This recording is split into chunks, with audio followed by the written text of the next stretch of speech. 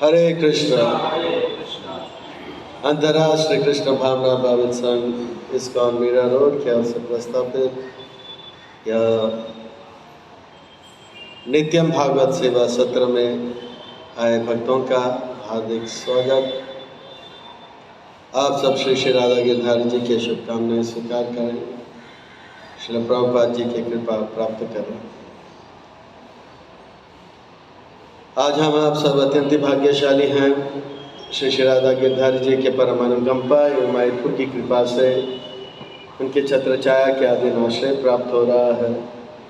उनके चरण कमलों में सेवा का अवसर भी प्राप्त हो रहा है और उन सेवाओं में भी मानव देह में प्राप्त होने वाली जो सर्वोच्च उत्कृष्ट सेवा है वो सत्संग का श्रवण कीर्तन स्मरण भागवत विधि का यह लाभ मिल रहा है। इसलिए हम उन भगवान श्री श्री राधा गिरधारी जी, ललिता विशाखा, जगन्नाथ बलदेव सुभद्रा, श्री श्री गौरनीताय, इनके चरणारविंद में, उनके परिकर सहित के चरणारविंद में कोटि कोटि वंदन प्रणाम अर्पण करते हुए, प्रभुपाद जी के चरणारविंद में कोटि कोटि वंदन प्रणाम अर्पण करते हुए, गुरुदेव जो कि दयामय है, कृपामय है, करुणामय है, उनके चरणारविंद में कोटि कोटि वंदन प्रणाम अर्पण करते हुए यहाँ उपस्थित आप सब वैष्णव एवं वैष्णवी भगवत चरण अनुरागी महानुभावी भक्तवृंदों के चरणों में प्रणाम अर्पण करते हुए, उमापति प्रभु और उनके लिए आशीर्वाद प्राप्त करते हुए आप सबसे कवर निवेदन करते हैं कि दास के ऊपर ऐसे कृपा करें कि सेवा के माध्यम से हम आपको, गुरुदेव को, श्रील प्रभुपाद जी को प्रसन्न कर पाएँ। यह श्रीमद् भागवतम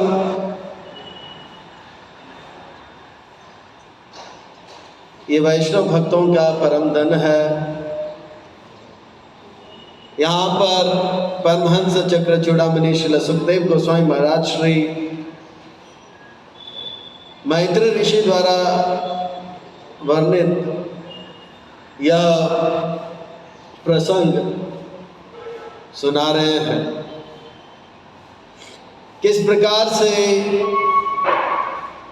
पूरे ब्रह्मांड में अंधकार छाई और सारे देवता ब्रह्मा जी के पास स्तुति कर रहे हैं, प्रार्थना कर रहे हैं और उन प्रार्थनाओं में यह आखिरी पद्य है। देवता को सुर भी कहा जाता है। वो जान गए ये जो लक्षण है अंधकार का, ये आसुरी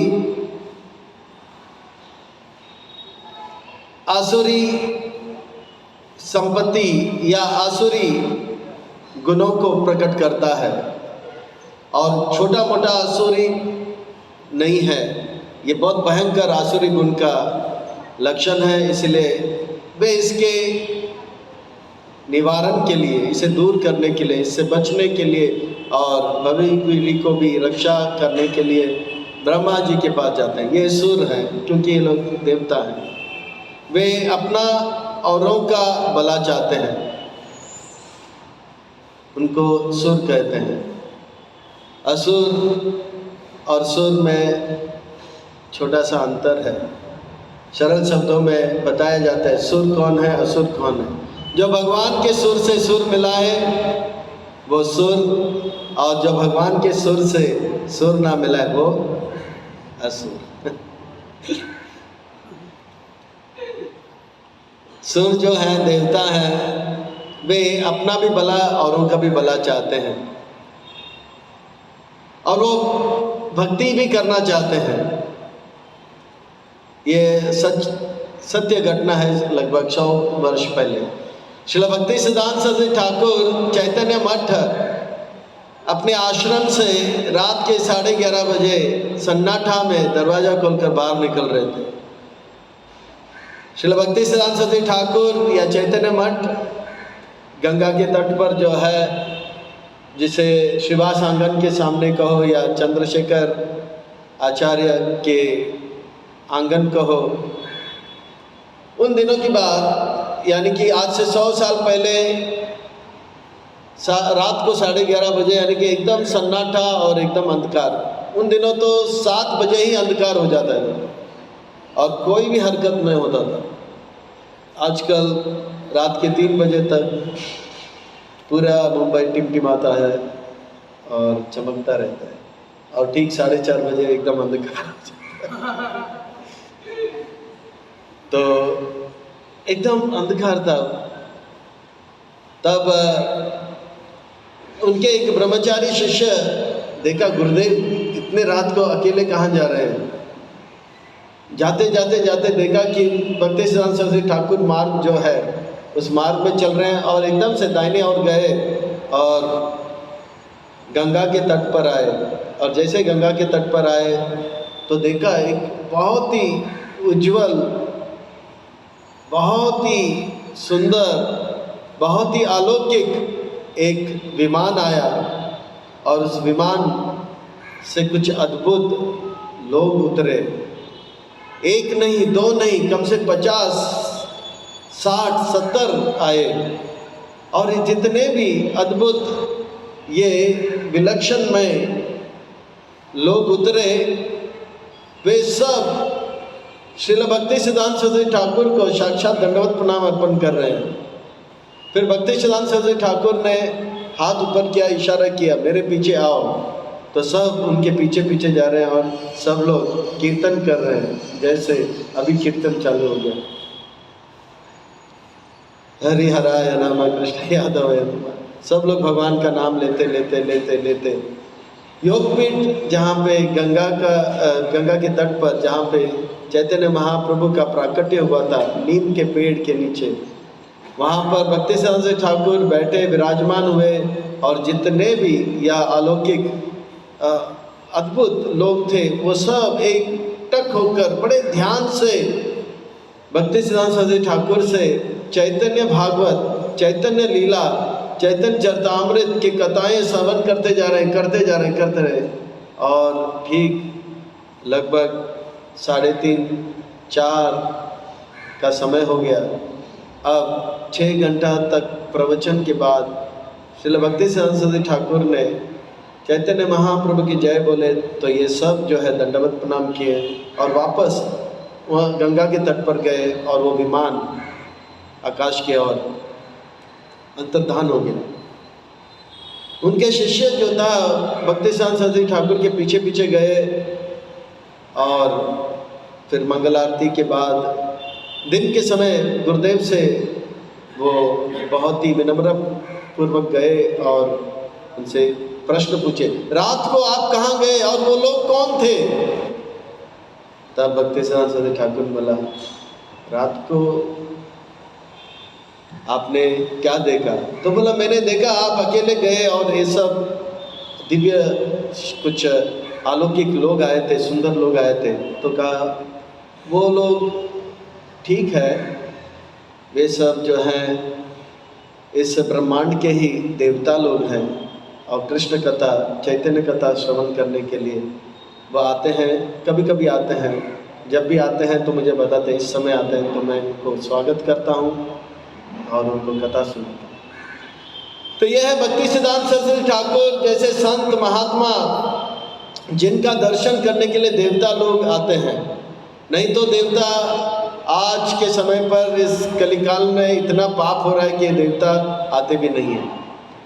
पर भक्ति सिद्धांत सरस्वती ठाकुर, भक्ति विनोद ठाकुर या श्रील प्रभुपाद जी जैसे महात्माओं का दर्शन करने के लिए देवता आते हैं। हम लोग देखते हैं ये देवता जो है कथा सुनने में बहुत रुचि रखते हैं, और श्रील भक्ति सिद्धांत सरस्वती ठाकुर क्योंकि वो भक्त बनना चाहते हैं, उनका यह समस्या है कि वो जिस स्थान पर है वहाँ पे इतना ऐश्वर्य है, इतना जो है, इतना कुछ चमक दमक है कि उनका मन भगवान में अगर लगाना चाहते भी हैं तो लगा नहीं पाते हैं। श्रील प्रभुपाद जी जब लंदन में प्रवचन कर रहे थे, प्रवचन करते करते प्रभुपाद जी ने कहा, यहाँ पे और एक आसन लगाओ। तो एक और आसन लगाया दिया गया था। प्रवचन चालू हो रहा था, फिर से बोला और आसन लगाओ, तो 2 आसन लगाया गया था। ये शायद सोहो स्ट्रीट की बात है। प्रभुपाद जी ने प्रवचन किया, फिर भक्तों ने पूछा यहाँ पे दो आपने क्यों लगाया सिंहासन, व्यासासन या सिंहासन? तो बोले मैं इसलिए लगाया क्योंकि ब्रह्मा जी आए थे। और कौन आए थे?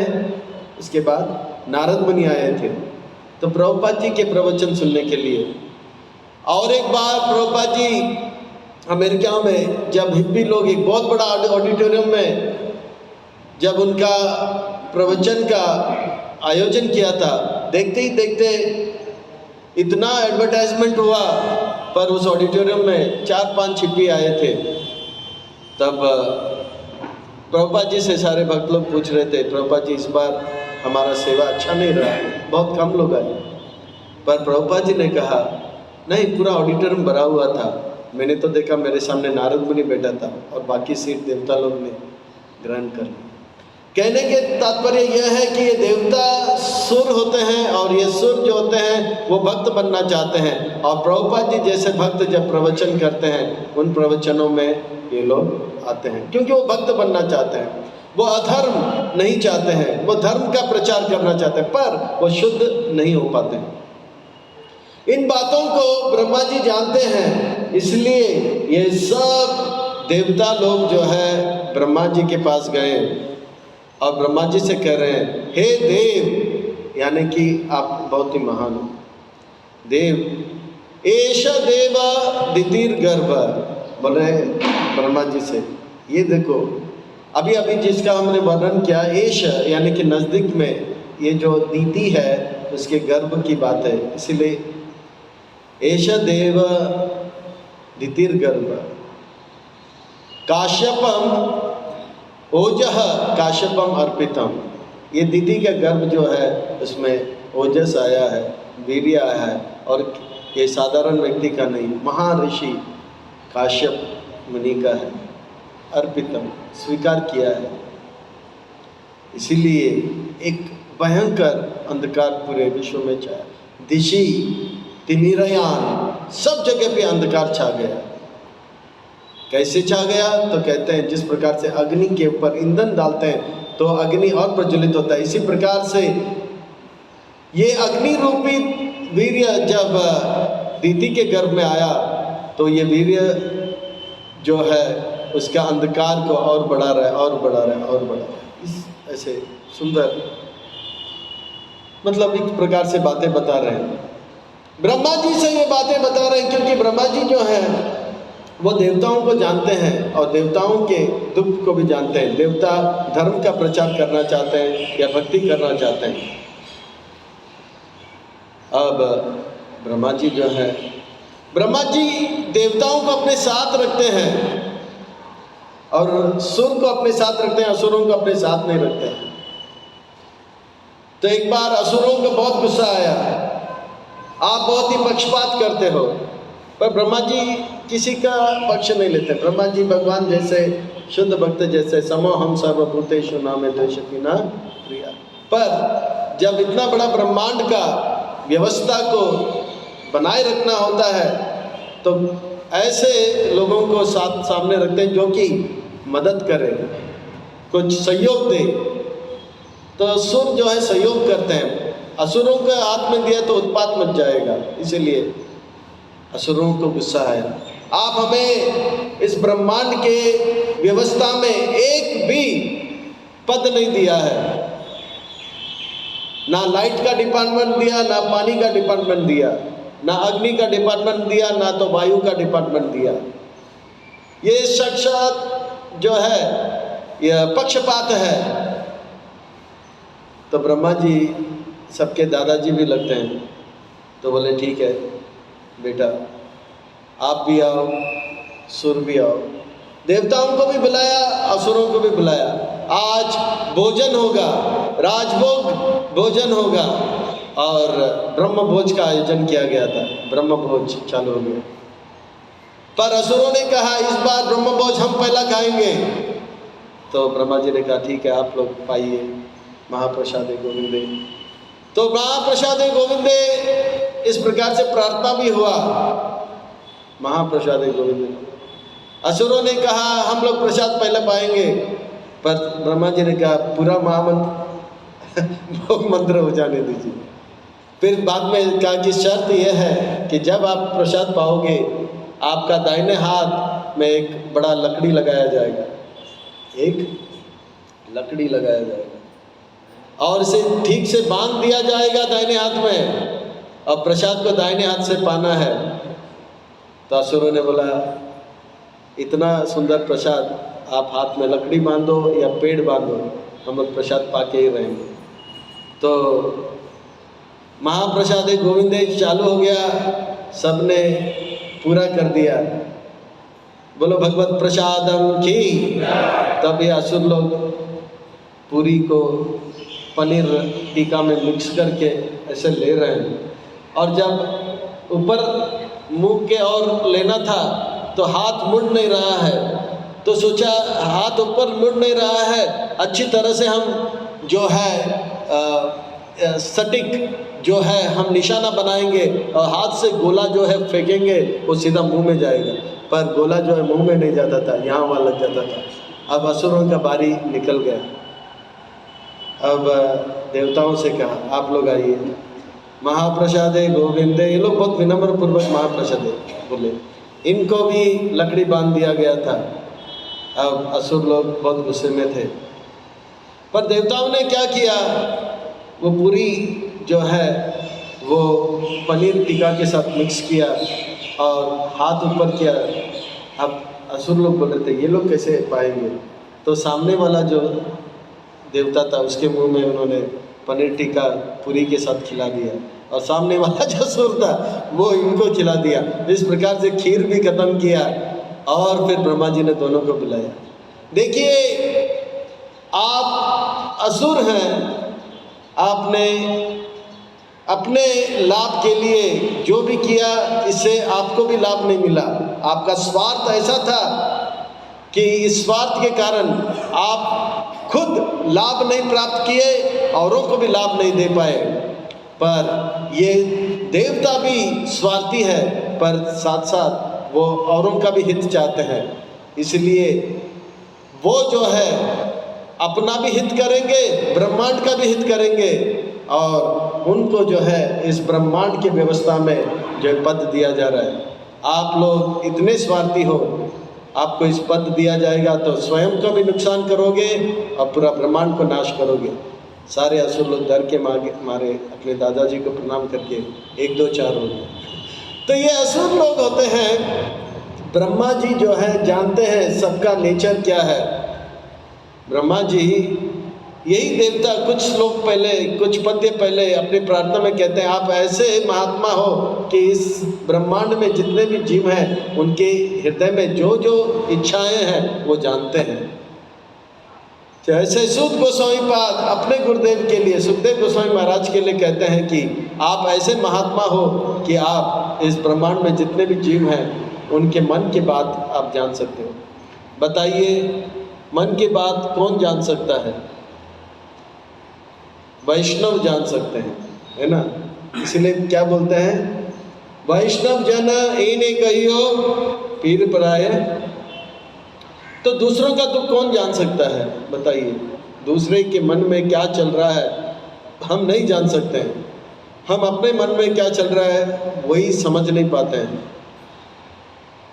पर दूसरे के मन पर सुखदेव गोस्वामी महाराज जैसे, ब्रह्मा जी जैसे महात्मा और नारद मुनि जैसे महात्मा ऐसे होते हैं जो औरों के मन को जान सकते हैं। ये देवता कुछ पद्य पहले अपनी प्रार्थना में किए थे। तो ये ब्रह्मा जी जो हैं यहाँ पर ये ऊंचे कोटि के भक्त हैं, पर ब्रह्मा जी तो ब्रह्मा जी हैं। ब्रह्मा जी एक बार जो है हम लोग जानते हैं हमारा जो ये ब्रह्मांड है, जिस ब्रह्मांड में हम लोग हैं, और हमारा जो ब्रह्मा जी है वो हमारे संप्रदाय के आचार्य हैं और एक ऊंचे कोटि के महाभागवत हैं। स्वयंभू, शंभु, नारद, ये भागवतों में 12 महाजनों में इनका गिनती आता है। और वे इतने अच्छे जो है भक्ति के विधि के द्वारा ये संप्रदाय में भक्तों को पोषण भी कर रहे हैं, औरों को भी पोषण कर रहे हैं। हम लोग एक प्रकार से भाग्यशाली हैं कि हम लोग इस ब्रह्मांड में, इस ब्रह्मा जी के अनुगत हैं, क्योंकि ये जो ब्रह्मांड है सबसे छोटा ब्रह्मांड है, और इस ब्रह्मांड का जो कुछ भी समस्या है उसे दूर करने के लिए सबसे छोटा ब्रह्मा जी आए हैं, और उनको 4 सर दिया गया है। एक बार यही ब्रह्मा जी द्वारिका गए थे और उनको लगा कि मैं इतना अच्छा सेवा कर रहा हूँ, जैसे नारद मुनि को एक बार लगा कि मैं इतना अच्छा सेवा कर रहा हूँ, तो भगवान ने कहा कि मुझे सरदर्द हो रहा है। देखो, एक चीज़ ध्यान में रखना चाहिए कि कभी कभी घमंड आ जाता है, इसलिए बार बार चैतन्य महाप्रभु के शिक्षाष्टकम को हम लोग दोहराते हैं। त्रिनादपि सुनीचे ना तरोरपि सही सुना, मानी न मान देना, विनम्र बनिए, विनम्र बनिए। पर कभी कभी सेवा करते करते घमंड आ जाता है। तो नारद मुनि को घमंड आया था, तो भगवान ने कहा मेरा सर दर्द कर रहा है, कथा आप लोग जानते हैं। तो ब्रह्मा जी को भी ऐसा ही हुआ, चलो आज मैं बहुत दिन के बाद ब्रह्मा जी कहा कि मैं जाता हूँ। पर जैसे ही वो गए द्वारिका नगर में, भगवान को पता लग गया। तो मैं बता रहा था कि ब्रह्मा जी के अंदर हल्का सा घमंड था, तो भगवान ने उनके केस पेपर फाइल अपने हाथ में ले लिया। भक्तों के अंदर घमंड आ जाता है तो भगवान केस पेपर फाइल अपने हाथ में ले लेते हैं। अब भक्तों को भी घमंड आता है और वो बोलते हैं हमसे बढ़कर कौन है ना। उनको भी बहुत घमंड आता है, पर उनको जब घमंड आता है, वो माया देवी को बोलते हैं काल, समय जो है उनको सबक सिखाता है। वो बहुत ऊंचे बहुत ऊपर उड़ते जाते हैं, फिर बाद में एकदम से गिर जाते हैं, तो ऐसा हाल हो जाता है कि वो किसी को मुंह भी नहीं दिखा पाते, ऐसा हाल हो जाता है। ये अभक्तों के लिए। पर भक्तों में जब घमंड आता है तो भगवान तुरंत, क्योंकि भक्तों का सेवा से भगवान वंचित नहीं होना चाहते हैं। मेरा भक्त घमंडी हो जाएगा तो क्या होगा, तो उनका case paper file Brahma ji का ले लिया तुरंत। उन्होंने द्वारपालों से कहा देखो ये 4 सर वाला ब्रह्मा जी आ रहा है। हाँ हम जानते हैं उनको, बहुत अच्छी तरह से जानते हैं, उनको अंदर आने मत देना। आएंगे तो बोला कौन हो ऐसे पूछो, कौन से ब्रह्मा हो ऐसे पूछो। तो ऐसे ही हुआ, तो बोला कौन से ब्रह्मा, तो बोला मेरे 4 सर वाला ब्रह्मा, 4 कुमार का पिता वो ब्रह्मा। तो बोला रुको मैं अंदर जाके पूछ के आता हूँ। और वापस भगवान ने बोला अभी उन्हें अंदर लाओ। अब उनका 4 सर और 4 मुकुट वो घूमने लग गया, कच कच कच कच कच। मेरे सिवा और कोई ब्रह्मा जी हैं, कौन सा ब्रह्मा जी, इन्होंने पूछा।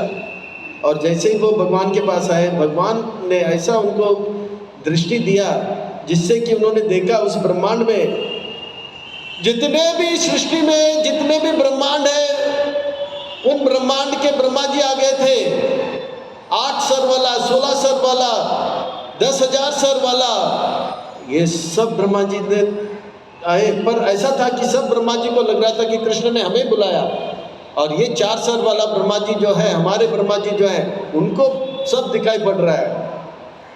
और वो प्रणाम किए, तब उनको पता लगा कि मैं सारे ब्रह्माओं में सबसे छोटा ब्रह्मा हूँ। क्योंकि ये ब्रह्मांड का जो है, इस ब्रह्मांड में आने का अर्थ होता है कि इस ब्रह्मांड में ज़्यादा समस्या नहीं, माया का प्रभाव इसमें बहुत कम है। दूसरे ब्रह्मांड में माया का प्रभाव ज़्यादा है, इसलिए 8 सर वाला इस प्रकार से। तो हमारे जो ब्रह्मा जी हैं 4 सर वाले, वो बोला कि अच्छा, वो प्रणाम किए और वो फिर से उनका जो घमंड था वो थोड़ा कम हो गया। भगवान ने इस प्रकार से उनका केस पेपर फाइल अपने हाथ में ले लिया। और ब्रज में अगर किसी को घमंड आ जाता है तो उसका भी केस पेपर फाइल। इसीलिए कुंती महारानी एक सुंदर स्तुति अपने प्रार्थना में करती है जन्म ऐश्वर्य श्रुत श्रीबी येदम मदपुमान। ब्रह्मा जी को एक घमंड था कि मैं बड़ा, मेरा जन्म भगवान से हुआ है। तो ब्रह्म विमोहन लीला के द्वारा उनका घमंड को भगवान ने दूर कर दिया। जन्म ऐश्वर्य, इंद्र जो है उनको ये घमंड हुआ कि ये छोटा सा बालक कौन है जो कि अन्नकूट को ले रहा है, खा रहा है। तो उनका घमंड भी गोवर्धन लीला के द्वारा काट दिया।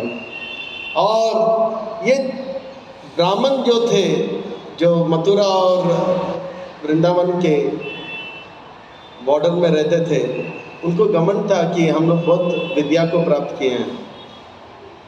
पर द्वितीय पत्नी जब जलेबी रसगुल्ला लेकर कृष्ण बलराम को देने गए, तब उनका घमंड चूर चूर हो गया। राधा रानी को इतना घमंड था कि मैं इतना सुंदर हूँ, और कृष्ण ने कहा कि मुझे, मेरा पाँव इतना नृत्य करने के द्वारा, रासलीला करने के कारण दुख रहा है, थोड़ा सा उठाओ। तो बोला इसको भी घमंड आ गया। तो तुरंत उनका केस पेपर फाइल भगवान ने, उनका भी घमंड चूर चूर कर दिया। जन्म ऐश्वर्य शुद्ध श्रीबीर, भक्तों के अंदर घमंड आ गए तो भगवान। तो ये ब्रह्मा जी जो है, 4 सर वाले ब्रह्मा जी हैं, उनके पास गए। एश देवे दितिर गर्भ, देखो ये जो अंधकार आ रहा है वो क्यों आ रहा है, वो दीति के गर्भ में। और ये दीति कौन है? दक्ष प्रजापति के जो है कन्या है। और दक्ष प्रजापति भी एक प्रकार से भक्त हैं, वैष्णव है। और उन्होंने दीति को रोज मंगल आरती में, उनके 16 जितने भी 60 कन्या हैं, उनको रोज मंगल आरती में लेकर तुलसी आरती करते थे, 16 माला जप करते थे, हरे कृष्ण कृष्ण कृष्ण हरे हरे हरे हरे। गर्भ को धारण करना कोई आसान बात नहीं है, और वो भी 100 साल तक धारण करके गए। ये वही कर सकती है जो एक सती स्त्री हो। एक सती स्त्री जो होती है, उनके अंदर पवित्रता के कारण उनके अंदर अद्भुत बल आ जाता है। जैसे हम सावित्री के कथा में सुनते हैं, जब उनको पता लगा कि उनका पति सूर्य का दर्शन नहीं करेगा, तो सूर्य का जो है, सूर्य देव को ही आगे बढ़ने से रोक दिया था। ये सती स्त्री का बल होता है। एक सती पवित्र स्त्री, जिसके मन में अपने पति के अलावा, भगवान के अलावा कोई और भाव विचार नहीं आता है, वो इतने शक्तिशाली होते हैं। जैसे कि एक ब्रह्मचारी होता है। एक बार एक ब्रह्मचारी को थोड़ा गुस्सा आया, वो भिक्षाम दे कहा, तो माता ने कहा थोड़ा देर के बाद मैं अपने पति को भिक्षा दे रहा हूँ। तो उनको गुस्सा आया, बोला मैं ब्रह्मचारी हूँ, मेरे क्रोध से कौवा को मैं घूर के देखता हूँ तो कौवा जल के भस्म हो जाता। वो सोच रहा था, पर वो स्त्री ने कहा इतना क्रोधित होकर मुझे देखो मत, मैं वो कौवा नहीं हूँ। तब वो ब्रह्मचारी को लगा, अरे मेरे मन की बात को, ये बात तो मेरे सिवा भगवान के सिवा कोई और नहीं जानता है। तो समझ गया ये स्त्री कौन है। तो बोला आप देवी, आपको ये बात कैसे पता लगा? बोला बेटा मैं एक सती स्त्री हूँ, आप मुझे, मेरे पवित्रता के द्वारा ये सब हुआ है। मैं अपने पति का सेवा कर रही थी, इसलिए मैंने आपको रुकने के लिए कहा, फिर उनको प्रसाद दिया। तो सती स्त्रियों के अंदर वो अद्भुत जो है शक्ति आ जाता है, भगवान उन्हें शक्ति देते हैं। नहीं तो इतना बड़ा, एक 100 साल तक गर्भ रोकना ये कोई साधारण बात नहीं है। 100 साल तक रोकी थी, ये अद्भुत कार्य है। सती भले 2 असुरों को जन्म देते हैं, जय विजय को जन्म देते हैं, पर उनको गर्भ रोकना ये कोई साधारण बात नहीं है। वो भले वो शुद्ध भक्त नहीं है, पर फिर भी मंगल आरती वगैरह किया तो था उन्होंने, और भी मंगल आरती कर रही है रोज, इसीलिए उनका सतीत्व के कारण। भक्त के पास भी बहुत सारे अद्भुत शक्ति होते हैं, पर भक्त ये अद्भुत शक्ति इस्तेमाल नहीं करते हैं। वो केवल शरीर और मन और बुद्धि का हर प्रयास से भगवान को प्रसन्न करना चाहते हैं। पानी में चल सकते हैं भक्त लोग, हवा में उड़ सकते हैं भक्त लोग, पर ये सब भक्त का जो है जीवन का लक्ष्य नहीं है। वो केवल और केवल भगवान को प्रसन्न करने के लिए जीते हैं। तो इसीलिए यहाँ पर वो देवता लोग कह रहे हैं, एष देव दितिर गर्भ ओजः काश्यपम अर्पितम। उनका गर्भ जो है काश्यप ऋषि के द्वारा जो है, काश्यप ऋषि ने उनके अंदर वीर्य ओजस रखा है। और काश्यप ऋषि इतने महान ऋषि हैं जिन्होंने आज जो कश्मीर नाम पड़ा है वो क्षेत्र, वो कश्यप ऋषि के नाम से पड़ा हुआ है। उससे पहले वहाँ पे केवल पानी ही पानी था। वहाँ पे एक जलाशय था जिसमें शिव जी के धर्मपत्नी सती जो है शिव जी के सेवा के लिए पानी लेके आती थी। पर कश्यप मुनि को लगा ये स्थान में तो मैं थोड़ा तपस्या कर सकता हूँ, वहाँ के जितने भी पानी है उसे उन्होंने एक प्रकार के उसे वहाँ से दूर कर दिया, और तब से वो स्थान बन गया कश्मीर। कश्यप मुनि के आज भी वहाँ पे जो है तपस्या कर रहे हैं और ज्ञान का केंद्र माना जाता है। और आज पूरे भारत में नहीं, पूरे विश्व में कश्मीर को लेके हाहाकार मच रहा है ना। कश्मीर में असुर लोग घुस गए हैं। वो कश्मीर जो है पवित्र क्षेत्र है, यहाँ पे कश्यप ऋषि तप कर रहे हैं। और ऐसे तपस्वी ऋषि जब तप करते हैं, उनका जो वीर्य होता है वो एकदम शक्तिशाली होता है।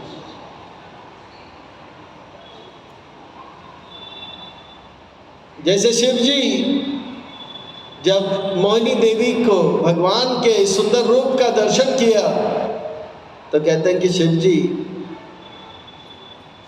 का वीर्य स्खलित हुआ। तो कहते हैं कि जहाँ जहाँ स्खलित हुआ वहाँ पे जो है सोने का जो है खान बना हुआ, गोल्ड।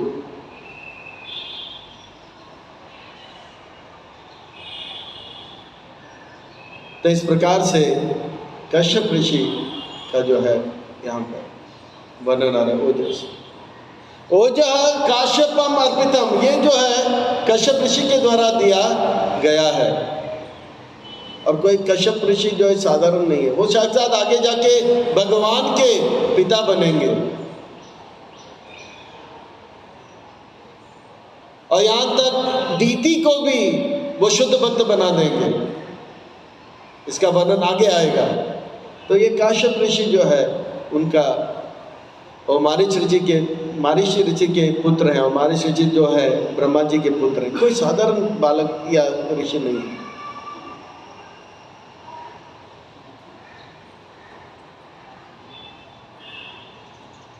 तो ओजस काश्यप अर्पितम, पर वो गर्भ को रोक के रखी थी। पर ये जो असुर जो थे, इतने भयंकर असुर थे, उनका जो अंधकार है, गर्भ को तो अंधकार, गर्भ में उनको दर्द दे रही थी, पर पूरे ब्रह्मांड में भी सूर्य के जो किरण है उसका जो प्रभाव है उसे भी रोक दिया था। इसी कहते हैं दिशा तिमिरान सर्वा। जिस प्रकार से समय के साथ साथ ये अंधकार बढ़ रहा है, जिस प्रकार से अग्नि के ऊपर कोई ईंधन डाले तो अग्नि क्या बुझेगा और बढ़ेगा। इसी प्रकार से समय के साथ साथ ये अंधकार बढ़ रहा था और देवता लोग सोच रहे थे ये जो है लक्षण अधर्म का है, ये जो लक्षण है पाप का है, ये जो लक्षण है आने वाले कष्ट का है। इसीलिए वे ब्रह्मा जी के पास गए और प्रार्थना की, स्तुति की, और ब्रह्मा जी इसका निवारण भी करते हैं। तो इस प्रकार से देवता स्तुति कर रहे हैं ब्रह्मा जी से कि अंधकार को दूर करो। आज हम कलयुग में हैं और कलयुग का अंदर अज्ञान का अंधकार छाया हुआ है, चारों ओर पाप बढ़ते जा रहा है। 15 साल पहले जब हम यहाँ पे आए थे मीरा रोड में, 20 साल पहले जब आए थे, यहाँ पे एक रेस्टोरेंट नहीं था 20 साल पहले, और आज हर एक बिल्डिंग के नीचे एक या 50 मीटर चलो तो एक नॉनवेज रेस्टोरेंट कम बार। यहाँ से 50 मीटर जाओ आपको एक मिलेगा, फिर और 50 मीटर जाओ और बार मिलेगा। इतना पाप बढ़ रहा है और इतना सारे जानवरों को काटा भी जा रहा है, और इंटरनेट के माध्यम से व्यभिचार तो चल ही रहा है और जुआ भी चल रहा है। तो पाप अज्ञान बढ़ते जा रहा है और अज्ञान का अंधकार जो है बढ़ रहा है, बढ़ रहा है, बढ़ रहा है। जिस प्रकार से देवता लोग इस अंधकार से बचने के लिए आचार्य के पास जाते हैं, ब्रह्मा जी के पास जाते हैं, प्रार्थना कर रहे हैं इस अंधकार से हमें बचाइए। हम सबको चाहिए कि हम प्रभुपाद जी हमारे संस्था के संस्थापक आचार्य के पास जाएं, हाथ जोड़ के प्रार्थना करें, हमें इस कलयुग के कलमश से, इस अज्ञान के अंधकार से आप हमारा रक्षा कीजिए, भक्ति दीजिए और हमारा जीवन को सार्थक करने में मदद कीजिए। हरे कृष्णा कृष्णा कृष्णा हरे हरे, हरे राम राम राम हरे हरे। श्रील प्रभुपाद की